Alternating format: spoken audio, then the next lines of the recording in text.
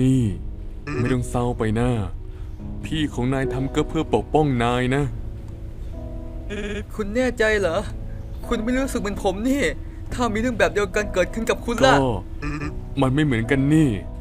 พี่ชายของฉันก็เป็นคนดีนะแต่ว่าเขาน่ะไม่เคยทำอะไรแบบนั้นเลยไม่เคยเห็นเขาสละตัวแบบนั้นเหมือนเขาไม่ใช่ตัวของตัวเองเลยหรือว่ามีคนทำให้พี่กลายเป็นแบบนั้นหวีผมเจ้าคนผิวขาวนั่นน่ะทำแบบนั้นกับนายด้วยเหรอฮะใช่ไหมฉันรู้สึกไม่ค่อยดีเลยตอนที่ถูกพวกนั้นควบคุมเอาไว้มันเหมือนกับว่าฉันรู้สึกเหมือนกับพวกเขาเลยความรู้สึกเหล่านั้นจะเริ่มแข็งแกร่งขึ้นก็ต่อเมื่อฉันเห็นชายแปลกหน้าคนหนึ่งกำลังยิ้มอยู่แต่เขากลับดูไม่มีความสุขเลยผมก็เห็นเขาจริงๆแล้วเขาก็ช่วยในการต่อสู้กับมนุษย์นั่นด้วยในระหว่างที่พวกเราต่อสู้เด็กคนนั้นก็บอกว่าหนึ่งในพวกเรามีเจตนาไม่ดีแต่นี่ก็เป็นเรื่องของคนคนเดียวกันเกี่ยวกับเรื่องของแซนใช่ไหมล่ะแต่พวกเราไม่เคยมีเจตนาไม่ดีเลยนะแต่ตอนนี้พวกเราจะทำอะไรต่อดีเลยตอนนี้อิงก็หายไปอีกแล้วฉันก็บอกนายแล้วไงเจ้านั่นน่ะท่าทางแปลกๆอยู่กับเขาไปก็มีแต่จะสร้างปัญหาให้กับพวกเรานะลืมมันเถอะนะฉันจะไปหาเขาสักหน่อยถ้าพวกนายอยากจะอยู่ตรงนี้ก็ไม่เป็นไรแค่ทำให้แน่ใจว่าไม่มีใครเห็นนาย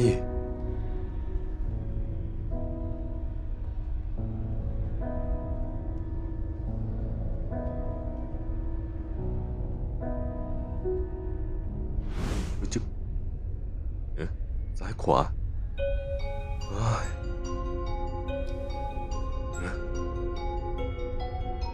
แค่หนึ่งโลกกับคนอื่นที่ดีที่สุดแค่หนึ่งจักรวาลฉันไม่สนฉันมีเรื่องที่ต้องเครียดมากเกินพอแล้วดูสิฝนดาวตก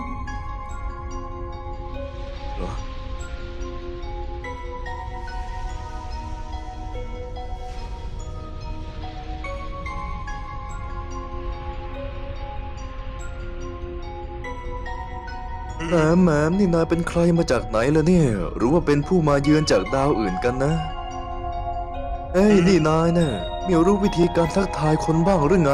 หันกลับมาแล้วจับมือฉันสิโอเค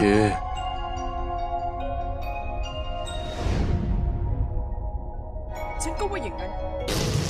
สิ่งมั้ง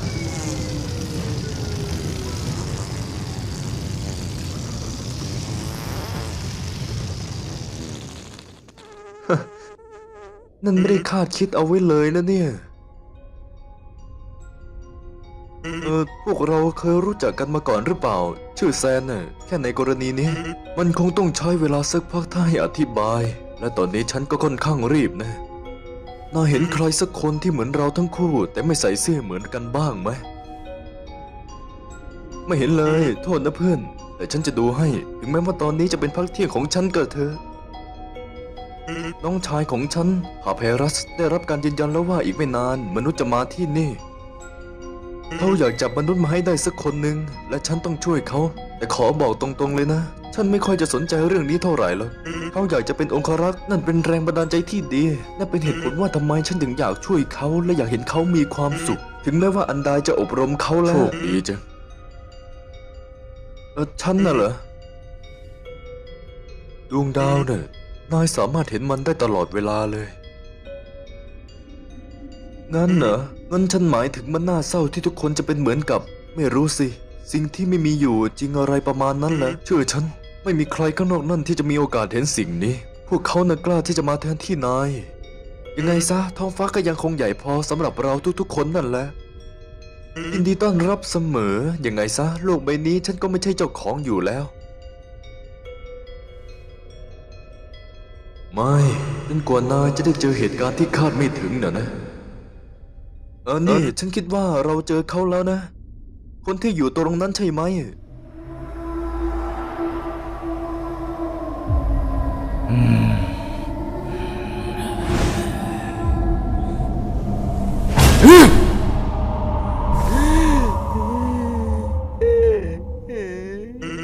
อะไรเนอะเดี๋ยวก่อน อย่าขยับ อย่าบอกนะว่านายกำลังตามหาพวกนั้นอยู่นะ ไม่มีทาง นายแค่อย่าไปจุนจ้านกับพวกเขาแบบนั้น ฉันบอกพวกนายไปแล้วไง ว่าสิ่งที่ฉันต้องการคือขวดที่อิงแซนซ่อนไว้ ถ้าแกไม่ยอมรับมันไป ฉันจะฆ่าแก ฉันระเบื่อกับอารมณ์ฉุนเฉียวของแกจริ นี่ ง ถ้าเกิดว่าฉันเป็นนายแล้วก็ ฉันจะไม่แตะสิ่งนั้นแน่ๆฉันเห็นได้เลยว่า เธอต้องการดวงวิญญาณเก่าของเธอคืนสินะ หน่อยแก ๆนี่นายกำลังแสวงหาความสนุกให้กับตัวนายอีก น่าตลกดีนะในมาแต่ว่าตอนนี้ฉันยุ่งมากกันเลยมีเรื่องอยากจะถามเอาเรื่องหนึ่งอยู่ที่ไหนบอกฉันมาเดี๋ยวนี้ ตั้งแต่ที่เขาเลิกใช้ขวดแก้วของเขาที่ทำให้เขามีความรู้สึก ฉันก็ไม่สามารถตรวจพบความรู้สึกอะไรของเขาได้เลย แต่ถ้านายไปถามเจ้าสอนตัวที่กำลังแอบดูพวกเราอยู่ก็ได้ นั้นเห็นเราแล้ว พวกเราต้องไปแล้ว เดี๋ยวนี้เลย สวยแล้วไง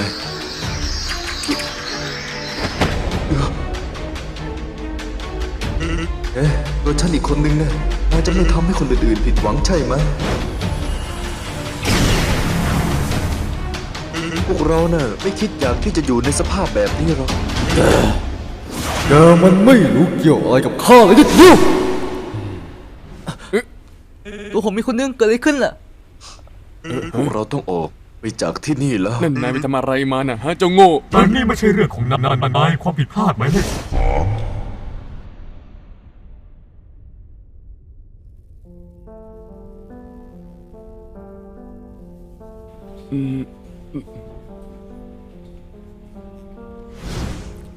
พวกนาย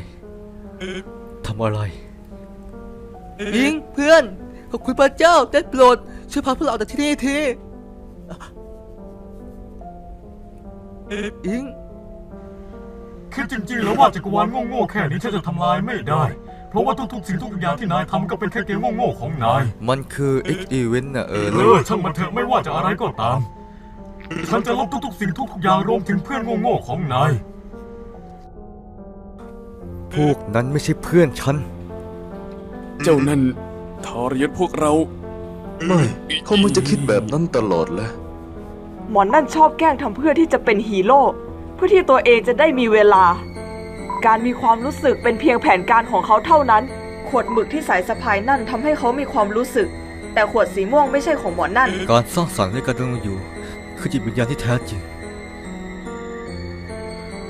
ดวงวิญญาณของเพื่อนฉันสามารถสร้างสิ่งใหม่ได้ แล้วถึงเวลาที่เขาต้องกลับมาแล้ว ฉันก็ไม่ต้องวุ่นวายอีกต่อไป เมื่อนั้นทำสักทีเจ้าสิ่งนี้มันกำลังทำให้นายแย่ลงเรื่อยๆนะเนี่ย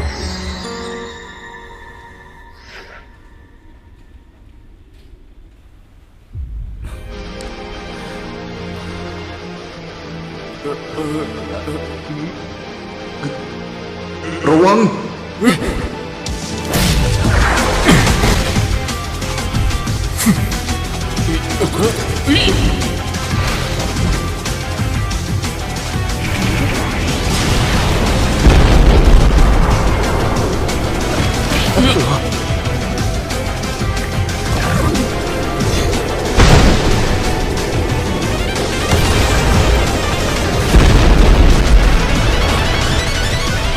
โอ้ย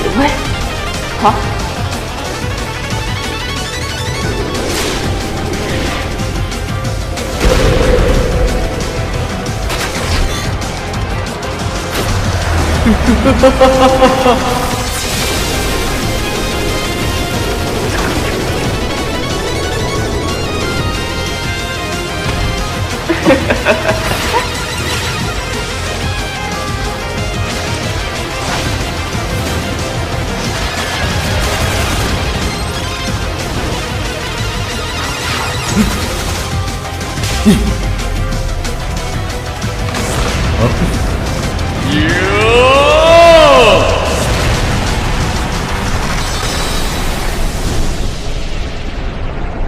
เ นายนะไม่เคยคิดจะทำอะไรแบบนี้นายนะจะต้องปกป้องจักรวาลไม่ใช่หรือไงอะนี่ไงนายไม่รู้อะไรเลยเกี่ยวกับจักรวาลน่ะมีเป็นพันแบบมีเป็นพันทำลายทำไมต้องมีเสียเสี้ยวน้อยนิดที่รับผลกระทบนั่นก็เพราะว่าฉันจะได้เห็นมากกว่านี้สิ่งใหม่มากมายที่มีมากกว่าทำลายที่จักรวาลทุกอย่างจะกลับเป็นเหมือนเดิมเมื่อฉันพอใจแต่ถ้าหากฉันรู้สึกเบื่อเมื่อไหร่จะเริ่มเกมใหม่นั่นจะเป็นการรักษาสมดุลและสมบูรณ์ระหว่างการสร้างสรรค์และการทำลาย นายบ้าไปแล้วเลยฉันไม่ควรจะทำข้อตกลงอะไรกับนายทั้งนั้น แต่จะมีความสุขกับสิ่งใหม่ๆพวกนั้นได้ยังไงถ้านายไม่มีความรู้สึกอะไร ฉัน เลย ไม่เป็นอย่างนั้นฉันก็แค่ฉันไม่อยากเสียใจอีกแล้ว ไม่นะ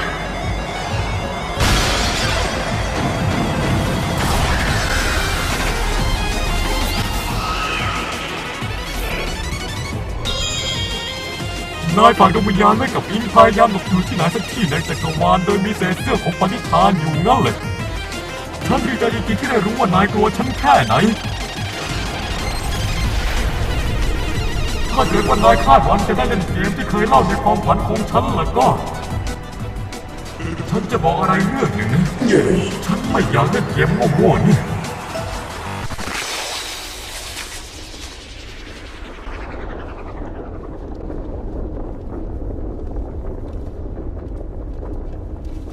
น่าเสียดายถ้างั้นพวกเราจะสาดสางเอง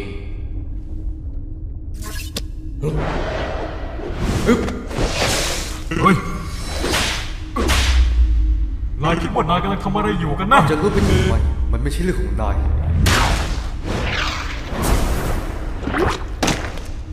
อย่าแตะมันนะเจ้าบ้า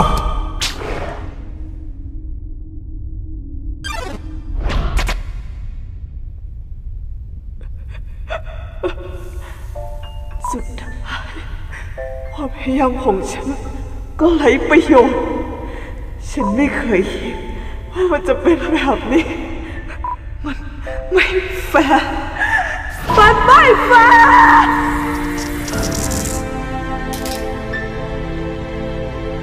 เจ้าร้องไห้อย่างนั้นเหรอโอ้คาลาพวกข้ารู้อยู่แล้วว่ามันจะเกิดอะไรขึ้นบ้างเจ้ามีศักยภาพมากแต่เจ้าก็ยังต้องเรียนรู้อีกเช่นกันนั่นเป็นเหตุผลว่าทำไมข้าถึงรอคอยและดูจนกว่าเจ้าจะไม่รู้เสียใจกับสิ่งที่ทำลงไป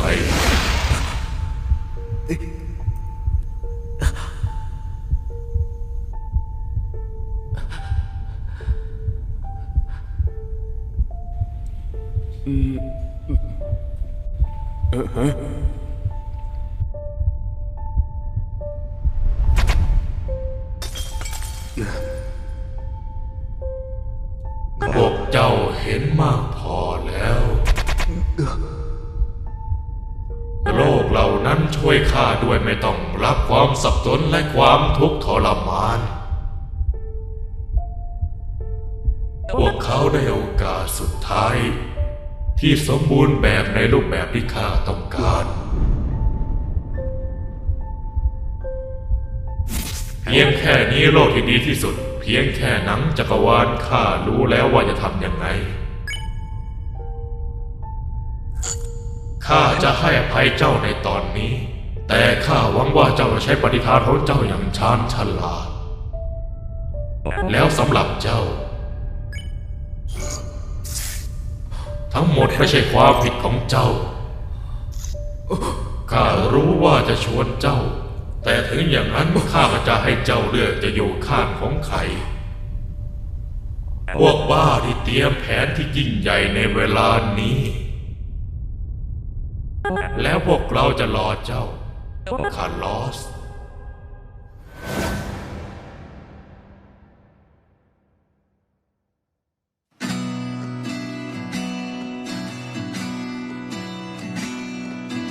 Valiant heart defeated again.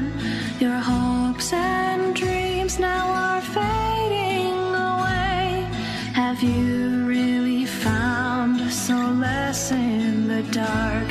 I know you're or cries for another chance. To stop fighting is a way to perish. Your hopes and dreams I can help to redeem. Valiant heart, my soul will fight away to make you see this world clearly again.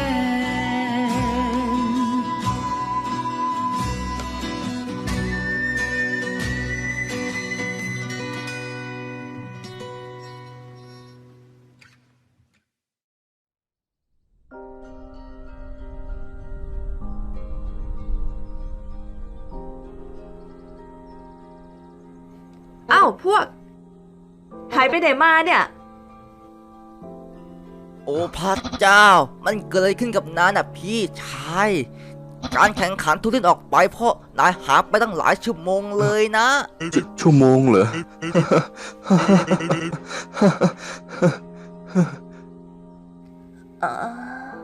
ชั่วโมงเหรอ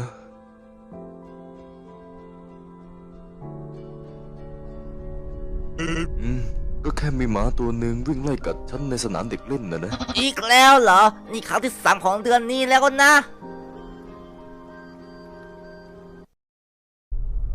คาร่า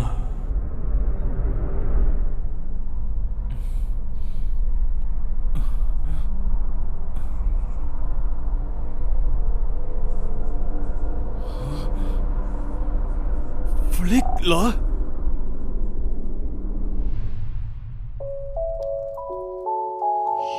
โมชิโมชิ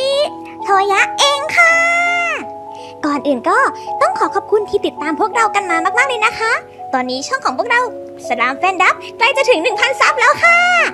งานชิ้นนี้ก็เป็นผลงานสุดท้ายของคุณอามหรือที่เราอาจจะรู้จักกันในนามคุณคุโรโตะผู้สร้างช่องนี้ขึ้นมาละค่ะ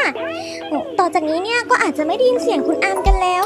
น่าเสียดายจังเลยนะคะ แต่ว่าคุณอามแอบบอกมาว่าถ้าคลิปนี้ได้1,000 ไลค์แล้วก็อาจจะทำตอนที่ 0.5 ต่อก็ได้นะคะ แต่ถึงจะไม่ได้มีเสียงคุณอามอีกแล้ว แต่ยังไงก็ต้องขอบคุณทุกคนที่ติดตามกันมามากๆเลยนะคะ และถึงคุณอามจะไม่อยู่แล้ว แต่พวกเราทีมสลามแฟนดับจะยังคงพัฒนาฝีมือและผลิตคลิปต่อๆไปให้ทุกคนได้สนุกกันอีกแน่นอนค่ะ ขอบคุณมากๆเลยนะคะ สวัสดีค่ะ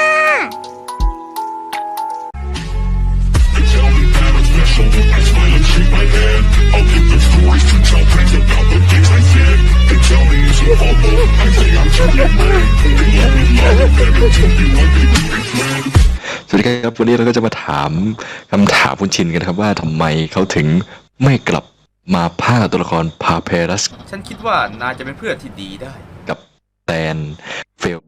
แน่นอนไม่โอเค เฟลกันนะครับอยากถามว่าทำไมชินไม่กลับมาพากย์ครับทำไมครับไอชิน สถานที่ไม่อำนวยครับ สถานที่ไม่อำนวยแล้วตอนนี้คุณชินอยู่ที่ไหนครับตอนนี้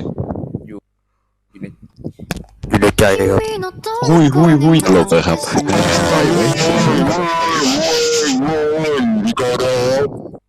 จริงครับอยู่ที่ไหนครับแต่ตอนนี้ถึงไม่สะดวก อยู่กับแม่พิธีกรครับ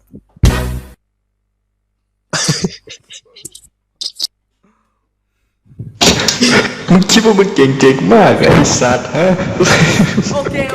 ปิดคลิปแค่นี้ครับไปละ